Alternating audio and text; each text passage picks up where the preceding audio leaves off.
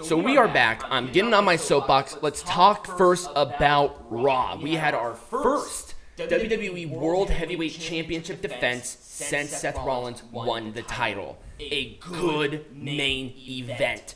And I said from moment one that that's going to be the key for this title to feel legitimate. Right. And they're doing that right now. They started off really, really good. Was everything on the show great? No. But I think a lot of it was. The Natalya, Tony Starks, it was fine. In the share, they need wins instead of just beating people up. They need to showcase a legitimate win-loss record. They only have like 2 under their belt. They need more now.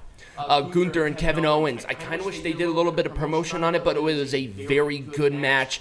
And, you know, Becky Lynch and Sonya Deville was a lot better than I thought it was going to be. And at the end of the day, with all of these ups and downs, more ups and downs, we had this, and I was very impressed. It was a $1.828 million next to a 1.611 million last week, and it was a 0.56 demo next to a 0.52 demo. That is really good, especially for today's television. Are you joking? That's insanely good for Raw, and I'm very happy about that. And let's talk about NXT, because guess what? NXT, same situation. They're up, and I think they're up in one demo. Actually, they're up in both demos. Sweet. It was, whoops, I was looking at Dynamite. So it was 615,000 this week compared to 607 last week, and they didn't budge in demo. So it was a 0.17. So that's pretty good overall for NXT. Braun Breaker challenging Seth Rollins for the World Heavyweight Champion. That was the big thing. Yeah, that's going to be that was a big thing. Now, here's the question. Where is it going to be? Right. How is it going to work? Obviously, Seth Rollins has to respond to it, but that's going to help NXT tremendously. Yes, it is. Because Braun Breaker is the face of the promotion. Yeah. You can say whatever you want about Carmelo. He's great. But when people think current NXT, they think about Braun. Yeah. He was kind of the poster child for the new NXT. Yep. There's another thing that I really want to put on there. Well, a couple of things. The free agency. I gave it a lot of flack when they first introduced this free agency, but they actually have incorporated some people very, very well. Yes, they have. With Baron Corbin back in NXT, giving legitimacy to Carmelo Hayes is good. Baron Corbin, I think, deserves at least one NXT champion opportunity. I don't think he ever went for that title, and he was white hot when he was in NXT. So that's good. Yeah. I'm happy about that. Because it gives him direction. Because he was, in WWE, he was just, well, on the main roster, there were just so many things about him. Yeah, exactly. So have him do this and bump up the rest of the roster, because Baron Corbin was a mainstay on regular WWE television. So maybe they'll bump up the number there. Mustafa Ali and Joe Gacy, they had the match already. I don't know why they did that, but they did. I do also want to talk about Ava. She made her NXT debut in a multi-person match with the rest of Schism against Diamond Mine and Ivy Nile. I really like Ava. I think she has a great look, and obviously with her lineage, she is going to be compared. You need to make sure that she is ready. Yeah. She is not ready, like, at all. She needs some oomph. She needs something else. She needs more training, to be honest with you. There is potential with her. Like I said, she doesn't look like anybody else on this roster. And given the lineage, if she was like Solo Sikoa, she would be rocketed. Right. But it's not. She needs a little bit more polish. Yeah. She's not there yet. So, is it a lot of work? Yes. She definitely needs a lot of work. And I think they will. Finally, let's talk about the main event. Thea Hale becoming the #1 contender for the champion. It's interesting. I don't like how they're doing all these battle royals, because it looks like that the women's division is fairly inconsistent and fairly out of water. But it did get a good pop, so a good way to end the show overall. And then the breaker thing, which was a huge pop, obviously. All right. Let's talk about Dynamite. So we ragged on it a lot. There we go. So I'm going to do some more. 903,000 people watched compared to 914. People were just hooping and hollering about how great the number was last week. Do you not realize that was the show after a pay-per-view? Right. That always gets better numbers. Right. Always gets better numbers. So But their demo was up in a significant way. It was a .33 demo next to a .29 last week. So the demo was up there. And a significant bump up. Jay White and Ricky Starks was the main event. Why? I don't know. Like, I like them. They're both good wrestlers. And if they built this right, they could have done something with it. But AEW does not know how to do that. So they just kind of put them in a match and called it a fucking day. People don't tune in for that because you don't know what you're going to get. MJF obliterating, eviscerating, bent Adam Cole over the barrel was amazing. It was so satisfying. MJF, he looks like a star. He's cut. He has a great moveset. And they're actually giving him some non-cringy things to say. Right. They're giving him latitude to talk about what he needs to do. He's fluid in his character. He knows what he's doing. Adam Cole, on the other end, has become lazy, incompetent, and just doesn't care. Yeah. Look at him. He looks like he's lost 30 pounds of muscle. He's tiny. Like, compared to the rest of the roster, Adam Cole looks significantly smaller than the rest of them, and not in a good way. Like, seriously, he doesn't look like a wrestler anymore. What happened to him on NXT? NXT, he looked like a thing. And now he looks like nothing. Well, the same thing with Keith Lee, except it's the opposite issue. Yeah, Keith Lee looks like he aged 50 years and gained 30. I think Keith Lee ate Adam Cole and pooped out whatever the hell I saw with MJF. Like legitimately. Yeah. So, I mean, for God's sake. And next week, they're doing MJF versus Adam Cole in a world title eliminator. Why? Right. Why are we doing that?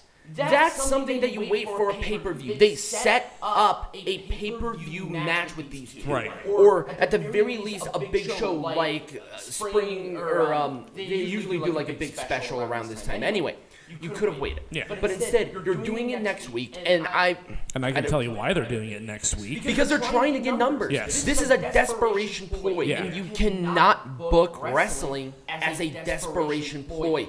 It's long-form booking that they're having an issue with, and this is such a clear, prime example of that. Jungle Boy, Darby Allin, and Sammy Guevara are doing nothing now. They're not even sniffing the world title. Right. What was the point of the Double or Nothing match?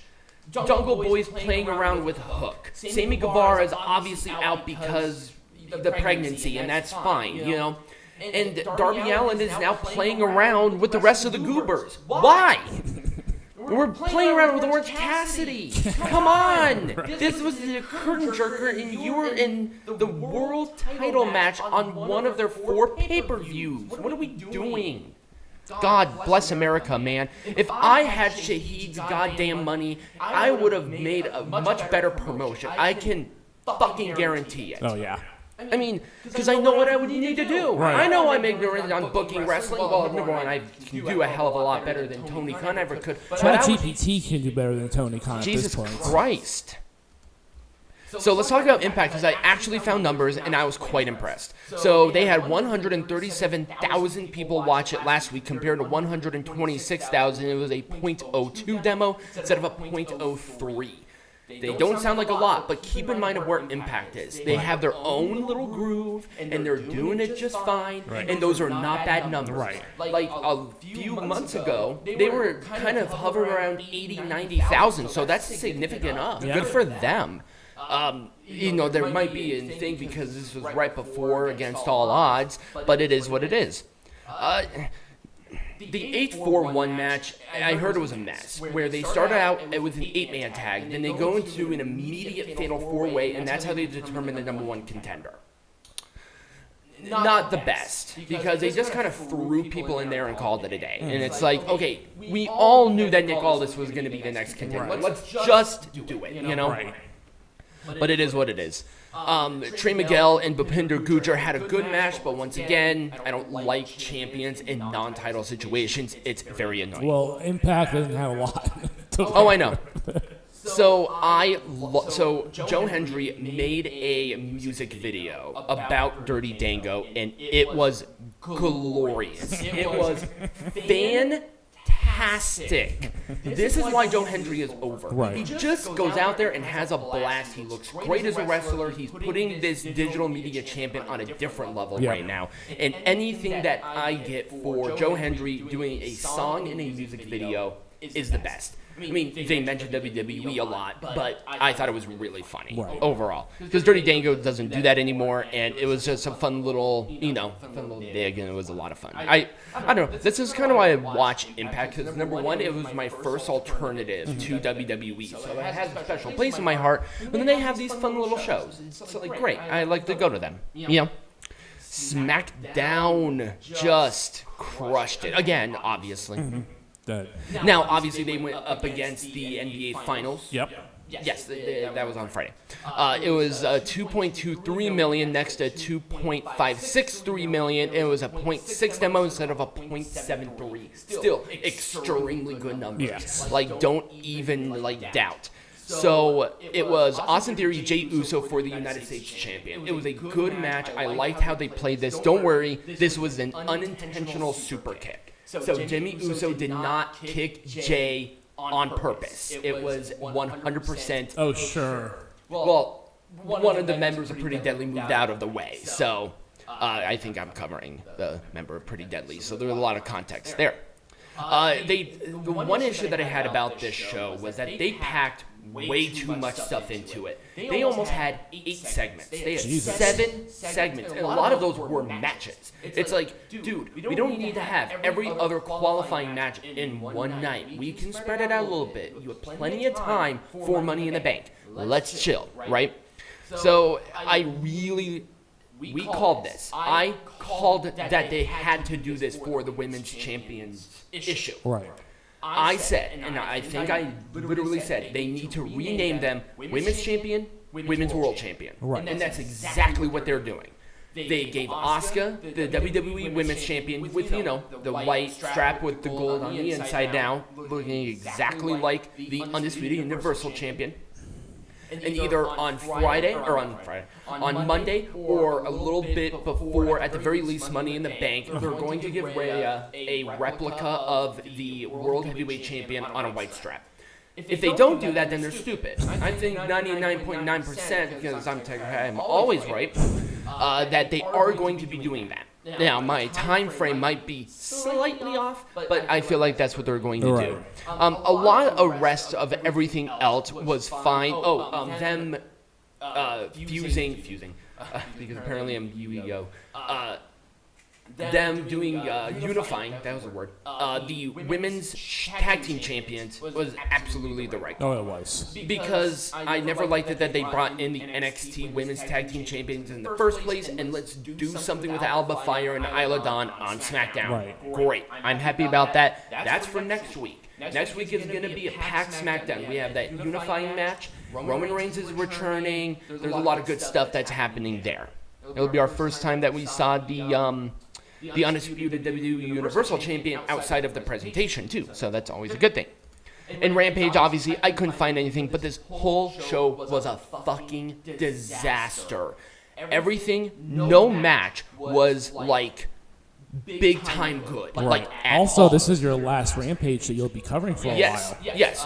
For the foreseeable future, keep in mind, Rampage reviews will be suspended in lieu of Collision. Yes. I'm not sure if that's going to stick. I'm going to give it a month or two to see how it does.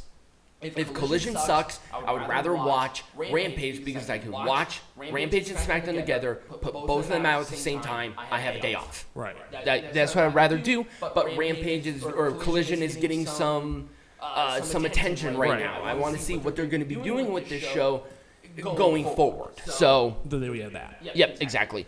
Anyway, Lucha Brothers and Bandito versus Big Bill, Lee Moriarty, and Ethan Page. It was fine. That's the best. The Hardys coming out to do a promo during the show, because apparently they owned Ethan Page, was an absolute disaster. Yeah, that's what I heard. Jesus Christ. The Hardys are just the most obnoxious people. Will you two get off my screen, please, and thank you. I mean, there will be a point in time when Jeff is going to be going back to jail for something. Right. I can almost guarantee that. Anyway, that was mean. I don't care though. These people piss me off. Powerhouse Hobbs situation just continues to get worse. He's beating up jobbers on Rampage now. This guy was like, the guy has everything. What are we doing? Like, AEW should be promoting Powerhouse Hobbs into something big. Right. I mean, look at the fucking guy. Right. He has a good moveset. He looks physically awesome. And put him with a manager, and you have just... You have your version of Omos. Exactly. You have something great. But they're not doing that because all they want is WWE. That's it. Right. That's all they're promoting. The women's Fatal 4-Way match was a fucking mess. Come on. How... Can we stop pretending that Britt Baker is a good wrestler? Right. Can we please stop doing it? Her punches look softer than my pillow. Like, seriously. Fuck, man, like, she was the worst thing here. At the very least, Mercedes Martinez, bless her fucking heart, she's trying her best. Nyla Rose, she's fine, but she was very inconsequential within the match itself, and Sky Blue is young. Right. You know, I'm not gonna hold it out on her for her not knowing what to do here. You know, she's younger and she's just thrust it onto television instead of, I don't know, trained. So, anyway. Anyways, whatever. The rest of the show was an absolute nothing. Nobody cared. So, whatever. Anyway, that is my soapbox. Just... AEW needs to stop, like, seriously.